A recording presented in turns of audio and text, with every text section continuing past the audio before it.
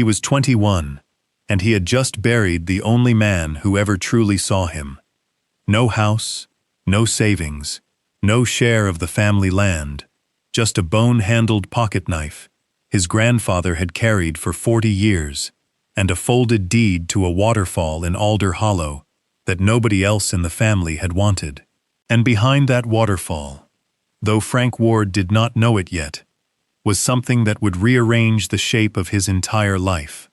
So settle in, and before we go any further, tell us in the comments where you're watching from, and if you love stories like this one, take a moment to subscribe so the next one finds you when it's ready. Frank Ward had been raised in the flat, wind-scoured town of Mercer Junction, 340 miles east of the mountains, in a narrow rented house on Bell Street where the shutters clapped in every storm and the porch step had been broken for as long as he could remember. His mother, Adele, worked the day shift at a laundry and the evening shift at a diner, and she loved him in the tired, distracted way of women who are always counting hours. His father had left when Frank was 4, and he had returned only twice, both times to ask for money, and the second time, Adele had shut the door on him without a word and never opened it to him again. There were 2 older half-brothers, Wesley and Dean, from Adele's first marriage, and they had grown up sharp-elbowed and impatient with the quiet boy, who trailed behind them, and by the time Frank was 12, they had moved out and rarely came back, except at holidays, when they filled the little house with loud opinions and left again without helping to clean. Frank learned early that he could disappear inside a room simply by being still, and he learned that a person who watches carefully will always know more than a person who talks. The one place he had ever belonged was his grandfather's workshop. Halston Ward was Adele's father, a lean, gray-eyed man of 72, when Frank first became old enough to be useful to him, and he lived in a small cinder-block house at the edge of Mercer Junction, with a detached shop out back that smelled of cedar shavings and cutting oil and the faint, sweet burn of a soldering iron. Halston had been a millwright for 31 years at the grain elevators along the rail spur, and after he retired, he took in small repair work, chairs with broken stretchers, cast iron pans that needed reseasoning, clocks whose escapements had gone lazy, and he did all of it slowly, without hurry, without ever raising his voice. From the summer Frank was 9 until the winter he was 19, the boy spent nearly every Saturday in that shop, and Halston taught him how to sharpen a chisel on a Norton stone, how to read the grain of a board before cutting it, how to strip a length of copper wire without nicking the core, how to lay a fire so it drew clean, and how to keep a knife edge that would shave the hair from the back of his hand. Halston rarely praised him aloud, but once, when Frank was 15 and had rebuilt the drawer of a walnut sewing table so precisely that the joint could not be found by fingertip, the old man rested a hand briefly on his shoulder and said, quiet enough that no one else would have heard it, even if there had been anyone to hear, "You have good hands, son, better than mine were." Frank carried that sentence in his chest for years. The pocket knife had been Halston's since he was a young man. It was a case, folding knife, with a bone handle worn smooth and yellowed by 6 decades of use, a single clip-point blade, honed so many times that its belly had grown slightly concave, and a small brass liner engraved on the inside with the initials H.W. in a hand Halston had done himself with a jeweler's scribe when he was 20. He had shown it to Frank 100 times over the years, opening it with a soft click and closing it again the same way. And on the last afternoon Frank ever saw him alive, sitting in the wingback chair in the front room of the cinder-block house, with the oxygen tube looped under his nose and his hands gone pale as candle wax, Halston had drawn the knife from his pocket and placed it in Frank's palm and folded the boy's fingers over it and said only, "This one's yours now. Don't lose it." 2 weeks later he was gone, and Frank, standing in a black suit borrowed from Wesley that fit him nowhere, understood that the shape of his life had just been cut away from him, and that what came next he would have to make himself. The reading of what little estate Halston had left was not a reading at all, but a short conversation in the kitchen of the cinder block house 3 days after the funeral, with Wesley and Dean already there when Frank arrived, and Adele standing at the counter, pouring coffee she did not drink.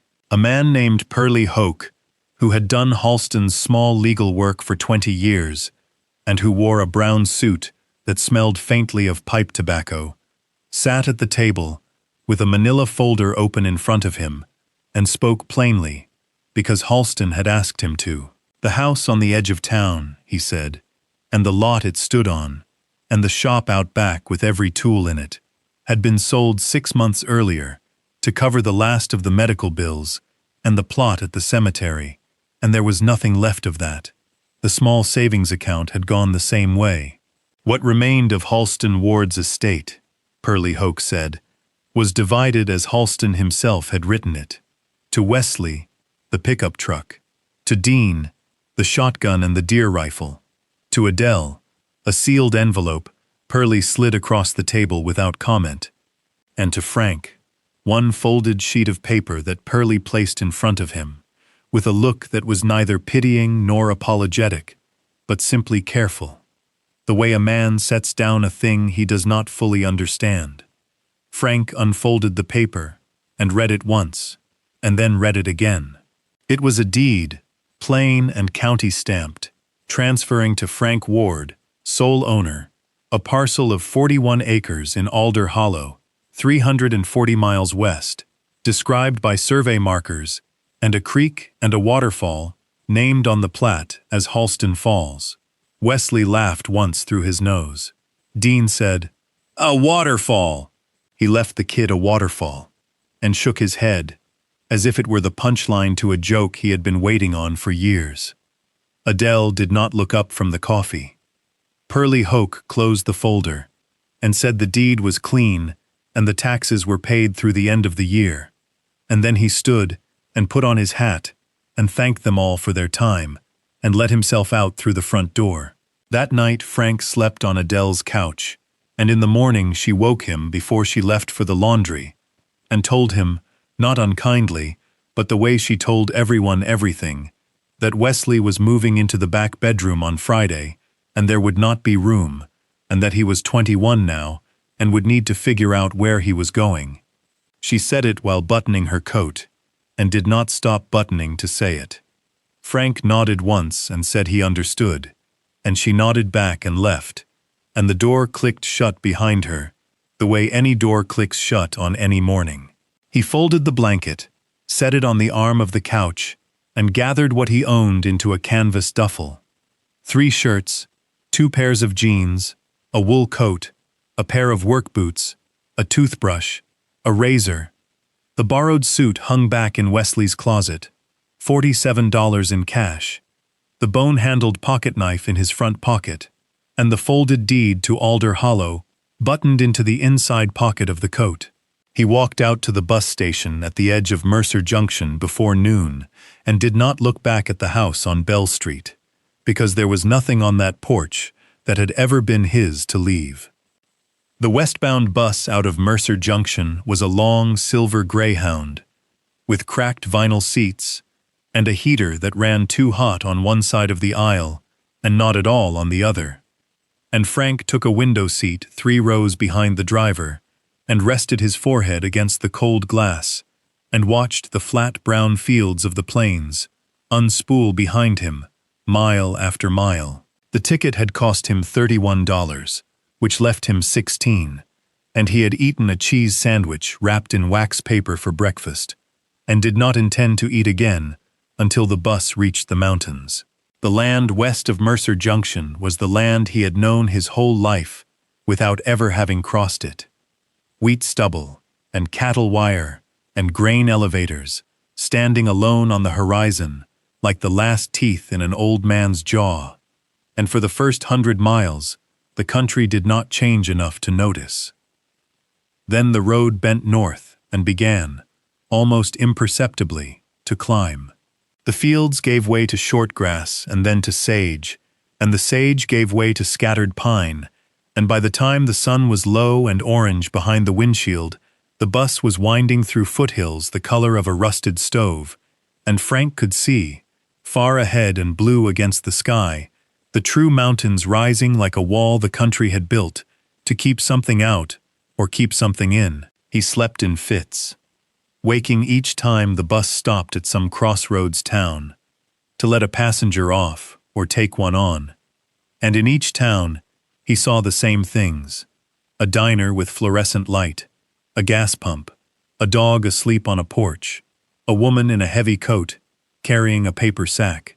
At a place called Reimer, past midnight, the driver called out that this was as far west as the line went, and Frank stepped down onto a gravel lot, in air so cold and thin, it burned the inside of his nose.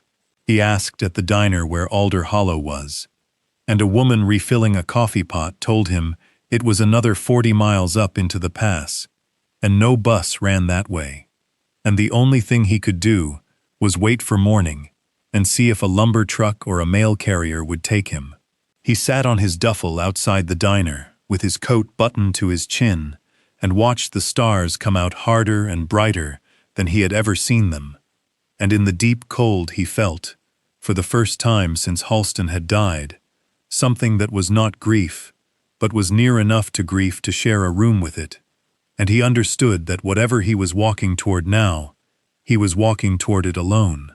At first light, a man named Cormac Bell, 61 years old, a mail carrier who ran the pass route 3 days a week in a battered Ford truck with chains hung on the running boards, stopped for coffee and heard Frank ask again about Alder Hollow, and Cormac looked him over once and said, "Throw your bag in the back. I go past the turn." Frank climbed into the cab, and the truck ground up the switchbacks through stands of lodgepole pine and past creeks running black with snowmelt. And by mid-morning, Cormac pulled off onto a dirt track and pointed through the windshield and said, "Yours is down there. Mind the last mile on foot." Frank thanked him and shouldered the duffel and stepped down into the ruts, and Cormac Bell touched 2 fingers to the brim of his cap and turned the truck back the way it had come, and the sound of the engine faded slowly until there was only the sound of wind moving through the pines and the far, low hush of water somewhere below the ridge. The track dropped through a stand of aspen, still bare and pale from winter, then bent along a shelf of granite mottled with lichen, and Frank walked it slowly, with the deed buttoned inside his coat and the bone-handled knife riding in his front pocket, where he could feel its weight against his thigh. The last half-mile the track narrowed to a footpath, and the sound of water grew from a hush to a steady voice, and then, through a break in the trees, he saw it. Halston Falls dropped 42 feet off a shelf of dark basalt into a pool the color of steeped tea, and the pool ran off through a shallow creek into the meadow below. The falls were not wide, perhaps 8 feet across the lip, but the water came over in a smooth, unbroken sheet, and the spray it threw up caught the sun in a fine, drifting mist that had wet every stone and moss cushion within 30 feet of the pool.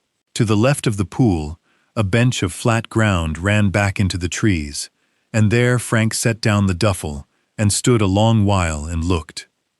41 acres, the deed said.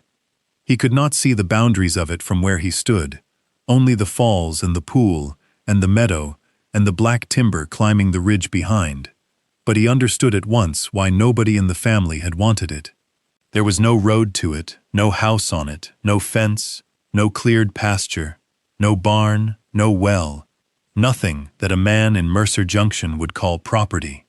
There was only the water falling, and the stone it fell over, and the trees around it, and the deed in his coat that said all of it belonged to him. He walked the meadow first because the light was still good, and he found the survey markers where the plat had said they would be, iron pipes driven into the ground and capped with brass. 4 of them, marking a rough rectangle that took in the falls and the pool and the meadow, and a long finger of timber up the ridge. He found the remains of an old wagon track grown over with grass. He found a fire ring of blackened stones near the pool that might have been 10 years old or 50. He found nothing else. When the sun began to slide behind the ridge, he built a small fire in the old ring with dry aspen and a handful of pine needles, and he ate the last of the bread he had bought at the Reimer diner, and he drank from the creek where it ran clean above the pool, and he slept in his coat, on a bed of needles, under a spruce, with the duffel for a pillow and the knife open in his hand. In the morning he walked to the falls to wash his face, and it was there, kneeling at the edge of the pool, with the mist beating on his sleeves, that he saw the shape of it. The rock behind the water was not flat. There was a dark line where the sheet of falling water did not quite meet the stone, and behind that line, the stone drew back into shadow. He stood and moved along the edge of the pool until he could see it better, and the more he looked, the more the shadow behind the water took the shape of an opening, a broad, low mouth in the basalt that the falls had been hiding for as long as the falls had been falling. He took off his boots and his coat and rolled his jeans to the knee and waded along the ledge of stone that ran under the fall, and when he ducked his head and stepped through the curtain of water, cold as a slap, he came out on a dry floor of packed sand and stone inside a chamber the falls had cut into the cliff. The chamber was not a cave. It was a cabin. Someone had built it back into the hollow of the basalt. A single room, perhaps 12 feet by 16, with a front wall of squared spruce logs, chinked with lime mortar, and a plank door set on iron hinges, and a small square window of 4 glass panes cut into the log wall to the left of the door, glazed and puttied and clean. The falls hid all of it from the outside, and the roof of the chamber was the roof of stone above. Frank stood dripping on the sand for a long moment, and then he lifted the wooden latch and pushed the door open, and the door swung on its hinges without a sound because someone had oiled them, and he stepped inside. The room held a cast-iron cook stove, vented into a flue drilled up through the basalt, a plank bed frame with a rolled straw tick, a table of 2 wide boards on trestles, a single chair, a shelf of tinned goods and glass jars along the back wall, a kerosene lantern on a peg, an axe and a splitting maul in a corner, a coil of new rope on a hook, and a floor of planed pine boards laid tight and clean. Nothing was rotted. Nothing was rusted. Every surface had been kept, and kept recently. On the table lay a leather-bound ledger, and beside it, a tin box the size of a loaf of bread, and beside the tin box, folded into thirds and weighted with a smooth river stone, a sheet of writing paper with Frank's name written across the front in a hand he had known all his life. It was Halston Ward's hand. Frank sat down in the single chair because his legs would not hold him. For a long time, he only looked at the paper with his name on it, and at the ledger, and at the tin box, and at the room around him, which was warm and dry, and smelled faintly of cedar shavings and cutting oil, and the sweet burn of a soldering iron long cold, and he understood before he had read a word of it, that Halston had been here, and that Halston had been here often, and that Halston had built this room with his own hands over years. Frank had believed his grandfather was somewhere else, and that whatever the folded paper said, it had been left for him. He read the letter first, because the letter was addressed to him. Halston Ward had written it in pencil on a single sheet, front and back, in the small square hand Frank had watched him use to label tool drawers his whole life. It said, "Frank, if you are reading this, you have found the place I did not know how to tell you about while I was living. I bought these 41 acres in 1968 for $400 from a man named Osgood who was leaving the mountains and did not want to come back. I began the cabin the summer after your grandmother died, and I worked on it a week or two every year for 31 years. Nobody in the family knew, and I did not tell them, because I did not want it argued over. I came here to be quiet, and to work with my hands, and to think about her. In the tin box, you will find $11,400 in cash, which is what I saved from the repair work over the last many years, kept out of the bank on purpose. It is yours. The ledger lists what is on the property, where the survey markers sit, which trees are sound for timber, and where the spring runs highest in April. You have good hands, better than mine were. Build what you want here. Do not sell it to anyone who does not love it. Halston. Frank read the letter twice, and then folded it back into thirds, and set the river stone on top of it. And he opened the tin box, and counted the cash in bundles of 100, bound with wax twine, and there were 114 bundles, and the number in the letter was true. He stayed in the cabin that first winter alone. He split the standing dead spruce Halston had marked in the ledger with a red grease pencil, and he stacked the cordwood along the outside face of the cliff where the spray would not reach it, and he learned the draw of the flue and the way the stove wanted its damper set when the wind came down off the ridge at dusk. In March, he walked the 4 miles out to the county road, and rode with Cormac Bell into the small town of Pell Creek, and filed the deed at the courthouse, in his own name, and paid the following year's taxes in cash, across the counter, and the clerk, a woman of about 50, named Iona Ridge, stamped the receipt and told him the mountain had been quiet a long time, and it was good to see a ward name on the rolls again, and Frank understood then that his grandfather had been known here under a name none of the family had spoken. Word travels in a valley of 90-some people, the way water travels through moss. By April, a man named Doyle Merriweather, 68, a retired timber cruiser who had known Halston for 20 years and had helped him haul the cook stove up the last mile on a mule sled in 1984, walked in one morning with a bag of seed potatoes and a shovel and showed Frank where to cut the meadow for a garden that would drain. A woman named Mavis Orne, 54, who kept goats a ridge over, brought a wheel of hard cheese wrapped in cloth and traded it for 2 afternoons of Frank's help mending her paddock rails, and she showed him how to set a fence post in ground that froze 8 months a year. A man named Rennick Boyle, 41, who ran a small sawmill on the far side of Pell Creek, milled the fallen spruce Frank hauled down out of the timber into planks and beams at cost, and he told Frank the second summer that the boy had a good eye for grain and did not waste a board. Frank added a lean-to workshop against the outside face of the cliff, framed in mortised spruce with a shed roof of split shakes, and he moved into it the bench vise and the set of chisels and the 2 smoothing planes, and the Norton stone he had bought with a portion of the cash in the tin box, and he began, in the second winter, to take in the same small repair work his grandfather had taken in, chairs with broken stretchers, cast-iron pans that needed reseasoning, clocks whose escapements had gone lazy. People walked in from 4 valleys to bring him things, because there was no one else in the pass who could do the work, and because he did it slowly and did not overcharge.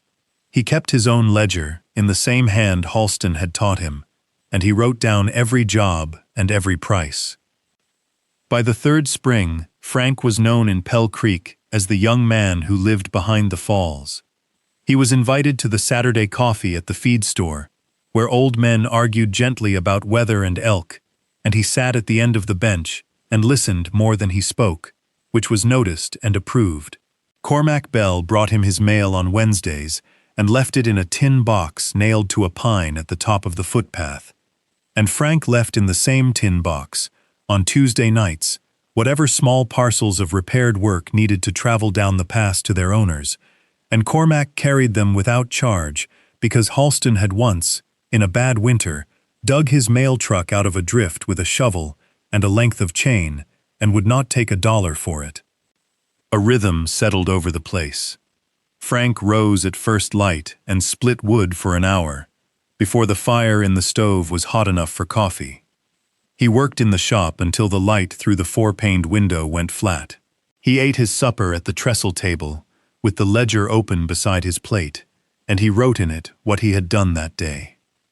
On Sunday mornings, he walked the survey line and checked the 4 brass-capped iron pipes and cleared the deadfall from the wagon track, because Halston's ledger had said a boundary that is walked is a boundary that is kept. He did not go to church because there was no church in the valley. But Mavis Orne's sister, a woman named Odette Orne, 60, who was the closest thing Pell Creek had to a nurse, came up the path once a month with a basket of bread and a jar of honey, and sat at the table for an hour and asked after his hands and his lungs and the state of the flu, and she left again without ceremony. And this was, Frank came to understand, a kind of church of its own.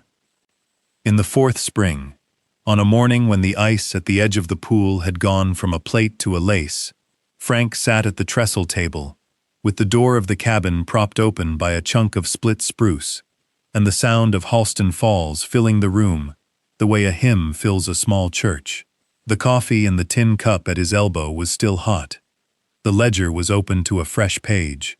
On the shelf above the stove, in the space he had cleared and squared for it with a chisel, sat the bone-handled case knife his grandfather had folded into his palm in the wing-back chair 3 years before, and beside it, set exactly 1 hand's width apart, sat a smaller thing Frank had lifted from the very bottom of the tin box on the day he had first counted the money and had not spoken of to anyone since. It was a woman's wedding ring, plain gold, thin from wear, sized for a hand narrower than Halston's had ever been, and inside the band, in letters so small he had needed the lantern and a jeweler's loupe he had bought later in Pell Creek to read them, were the initials that had belonged to his grandmother, who had died a summer Frank could not remember because he had not yet been born. 2 objects from 2 people who had loved him without ever seeing what he became. Frank kept them there together on the shelf, where the light from the 4-paned window struck them a little before noon each day, and he did not need to look at them to know they were there. He thought sometimes of the kitchen of the cinder-block house, and of Pearlie Hoke in his brown suit, sliding a folded sheet of paper across the table, while Wesley laughed once through his nose, and Dean said, "A waterfall," as if it were a joke that had been made at Frank's expense. He thought of Adele buttoning her coat and telling him he was 21 now and needed to figure out where he was going, and he did not think of these things with bitterness, because bitterness was a thing Halston had never kept in the shop, and Frank had not learned to make room for it either. He thought of them the way a man thinks of weather that has already passed. Wesley had written him once, in the 2nd winter, a short letter forwarded through Cormac Bell's tin box, asking whether the land might be worth something, and whether Frank had considered selling it and splitting what came of it. Frank had written back on a single sheet in his small square hand that the land was not for sale, that the taxes were paid, and that he hoped Wesley was well. He had signed it Frank Ward, and had not heard from Wesley again. Dean had not written at all. Adele had sent a Christmas card the 2nd year, with her name, and nothing else inside it, and Frank had set it on the shelf beside the knife and the ring for a week, and then put it away in the drawer of the trestle table, because it did not belong beside them. He had good hands. Halston had said so once, with his palm resting on Frank's shoulder in a shop that no longer existed, and Frank had carried the sentence 340 miles west and up into a pass where a man who had built a room by hand for 31 years had left it standing behind a sheet of falling water for whoever loved it enough to find it. The room was warm. The stove drew clean. The flue Halston had drilled up through the basalt pulled smoke into the spray above the falls, where it vanished before it could be seen from the ridge. The plank floor was tight. The lean-to shop against the cliff smelled of cedar shavings and cutting oil, and the sweet burn of the soldering iron, and there was always a clock or a chair or a cast-iron pan on the bench, waiting for the hour Frank could give it. Doyle Merriweather's potatoes were up in the meadow. Mavis Orne's cheese was on the shelf. Rennick Boyle's milled planks were stacked and stickered under the eave of the lean-to, drying for a set of cabinets Frank had drawn out on the back of a feed store envelope and would begin in the fall. Odette Orne would come up the path on Sunday with bread and honey and would ask after his hands. Frank Ward was 21, and he had been cast out of a narrow rented house on Bell Street with $47 in his pocket, a canvas duffel, a bone-handled pocket knife, and a folded deed to a waterfall that his brothers had laughed at. He had spent the $47 getting there. It was the best $47 he ever spent, because what began as the thing nobody wanted had become the room where he lived, the shop where he worked, the boundary he walked on Sunday mornings, the name people knew him by in Four Valleys, and the quiet place where two people who had loved him sat side by side on a shelf in the noon light and waited for him to come home from splitting wood. If this story sat with you the way Frank sat with that first cup of coffee on that fourth spring morning, take a moment before you move on to whatever the day is asking of you next, and consider subscribing to the channel so the next story finds its way to you, and share this one with someone who needs to hear it, because there is almost always someone. Leave a comment and tell us where you were watching from, whether it was a kitchen table at first light, or a truck cab at the end of a long shift, or a porch step in a town you have been thinking about leaving, because the people who gather here to listen to these stories are part of why they get told. And before you go, sit for a moment with this question, and answer it honestly to yourself if to no one else. Somewhere in your life, there is a thing you were given that other people laughed at, or a place you were sent to because no one else would take it, or a small inheritance of skill or patience or attention that came to you from a person who is no longer here to see what you have done with it. What have you built with it? And what might you still build if you walked down the track the last mile on foot and looked behind the water to see what was waiting there for you? Tell us in the comments. We will be reading. And until the next story finds you, take good care of your hands and of the people who taught you how to use them.